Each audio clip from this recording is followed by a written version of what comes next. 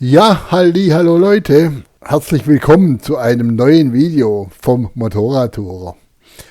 Also die Strecke habe ich ja schon mehrere Male gefilmt und auch veröffentlicht. Wir haben jetzt der 9. August 2024 und es kommt das, was kommen muss. Wenn man schon die Stelvio fährt, muss man doch einmal diese Kehren von Prat hoch zum Stilfserjoch fahren. Und das erledige ich heute. Ich freue mich jetzt schon auf diese 48 Kehren bis da oben. Und ja, das wird doch ein Abenteuer, weil heute ist sehr viel los. Ich wollte eigentlich früh morgens oder spät abends fahren.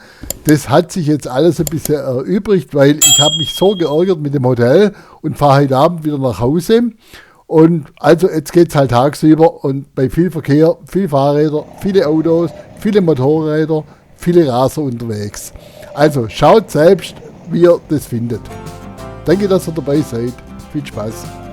Am Ende dieses Videos erhaltet ihr noch mal eine kleine Zusammenfassung, wie denn das Hochfahren mit der Stelvio im Vergleich zur V85 TT ist. Also, und jetzt viel Spaß beim Zusehen.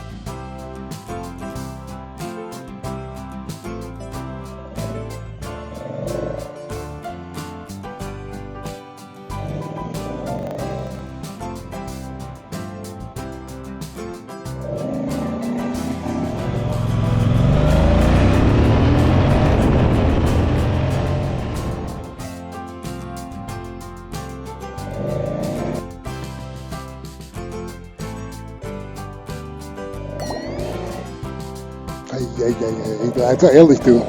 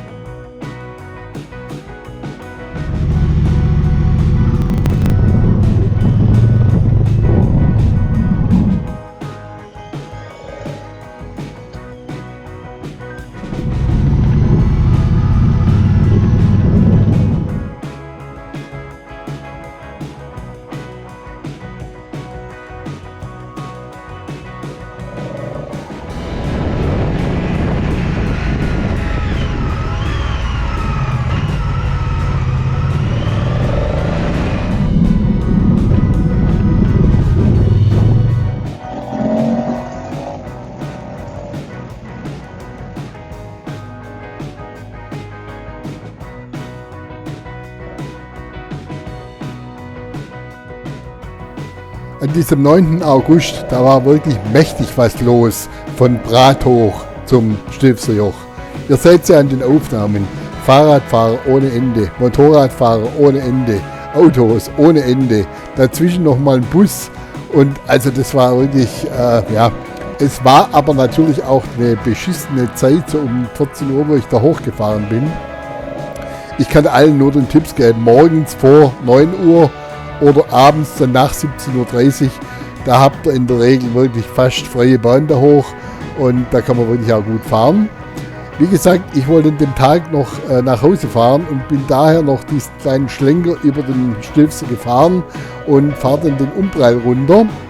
Und ja, dann geht es nach Hause wieder, aber es war schon mächtig was los an dem Tag. Das muss man sich normalerweise nicht geben, wirklich. Und dazu kommen dann noch die Möchtegern-Rennfahrer, die wirklich das alles ein bisschen gefährlich machen. Ja, und also dann sind sie wieder unterwegs, die Spezialisten mit ihren ganz schnellen Motorrädern. Der eine überholt mit einem Überschuss von 50 km/h da hoch. Also das ist unglaublich, ihr seht es ja auf den Videos, da fällt da wirklich nichts mehr ein. Und der zweite kommt dann mit einem abgeklebten Nummernschild. Auch noch aus meinem Landkreis, also da muss ich schämen wirklich. Also ich weiß nicht, was das soll. Und das ist auch nicht nur eine Lappalie, sondern das ist eine Straftat, wenn man es mal richtig sieht. Also da habe ich überhaupt kein Verständnis dafür. Unglaublich, was da so alles siehst, wenn du hochfährst.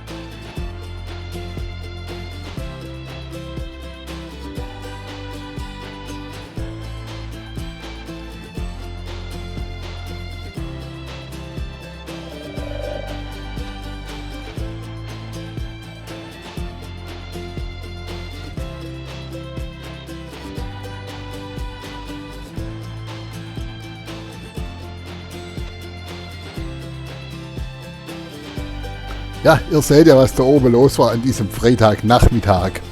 Ich wollte eigentlich halten und noch vielleicht auch noch auf die Tibet-Hütte hochfahren, um ein paar Aufnahmen machen. Aber ehrlich, das habe ich mir dann doch verkniffen. Ich habe von unten schon gesehen, dass da oben alle Parkplätze voll waren. Und auch hier am Würstchenstand, da musst du schon eine halbe Stunde warten, bis du Wurst gekriegt hast. Also dann habe ich einfach gedacht, ich fahre weiter, halt irgendwo anders und esse irgendwo anders was. Also das macht so keinen Sinn. Aber wenn ihr das zu einer frühen Zeit oder zu einer späten Zeit macht, habt ihr hier wirklich tolle Möglichkeiten von Aufnahme und einen Weitblick, der wirklich seinesgleichen sucht.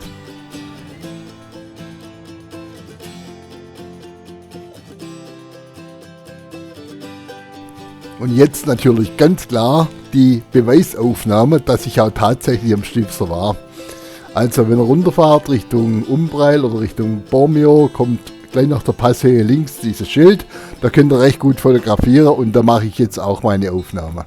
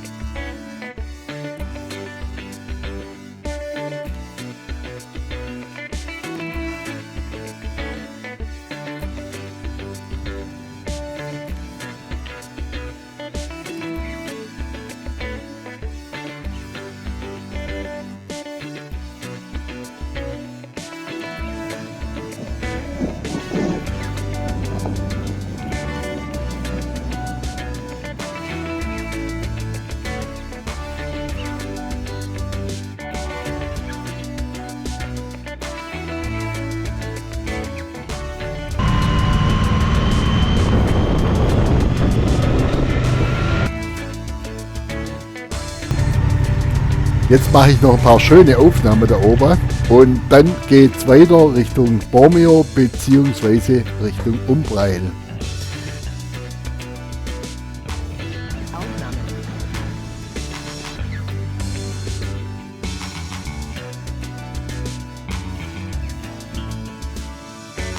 Ihr seht jetzt, hier kommt die Abzweigung, links geht es nach Bormio und rechts geht es in die Schweiz und ich fahre rechts den Umbreilpass hinunter Richtung Heimat.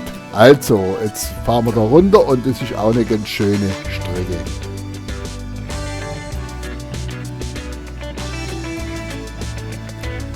Ja, noch ein kleines Resümee zum Hochfahren mit der neuen Stelvio. Ich bin ja jetzt schon, ich weiß nicht wie oft, hier hochgefahren von der Drahtseite aus, um eben auch das Motorrad mal zu testen, wie sich denn das in den wirklich engen Spitzkehren verhält. Ich bin ja, ich glaube, das war Ende 2022 mit der V85 TT Centenario hier hochgefahren, auch mit den verschiedenen BMW-Modellen und auch der alten Stelvio. Also die neue Stelvio ist wirklich einfach zu fahren, aber ganz klar, die V85 TT ist wirklich wendiger und lässt sich auch viel besser einlenken. Die Stelvio muss halt immer ein bisschen drücken, wenn es ganz enge Kehre sind. Die weiteren Kehren sind kein Problem, die sind mit beiden Motorrädern gleich zu fahren. Beim Runterfahren kann man feststellen, dass wirklich die Bremsanlage, die ist wirklich, also sowas von super von der Stelvio, das ist wirklich eine astreine Sache. Und okay, bei dem Verkehr, wo ich jetzt hochgefahren bin heute, da muss man das auch nicht machen. Ich denke mal, wenn man ein bisschen freie Fahrt hat und dann kann man das auch viel mehr genießen, wenn oben nichts kommt und die Blickführung nach oben geht, dann kannst du die auch weiter auslaufen lassen oder weiter außen anfahren.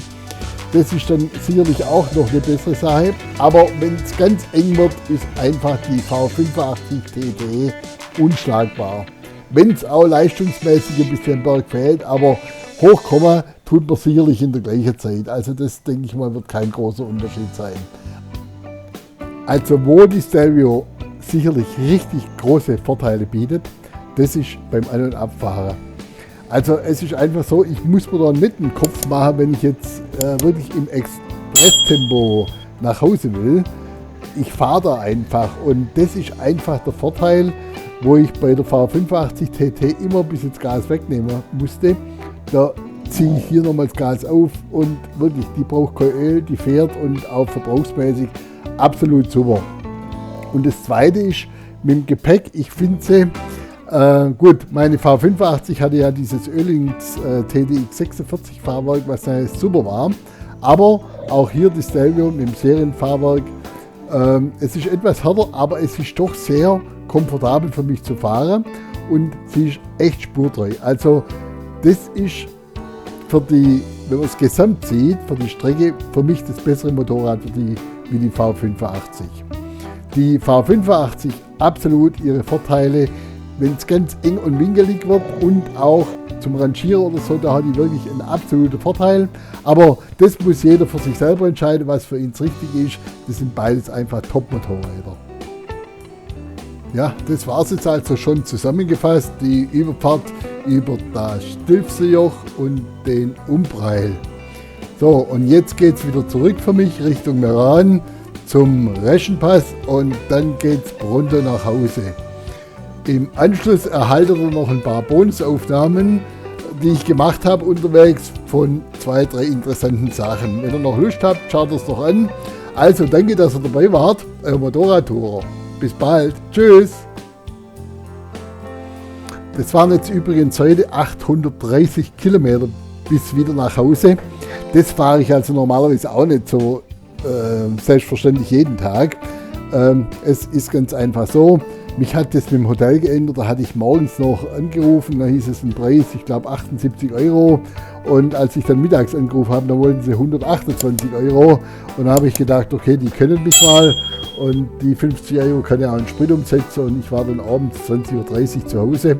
Das war für mich vollkommen okay und ja, also das kann die Stelvio richtig gut, diese große Strecke-Rundreise, das ist wirklich perfekt.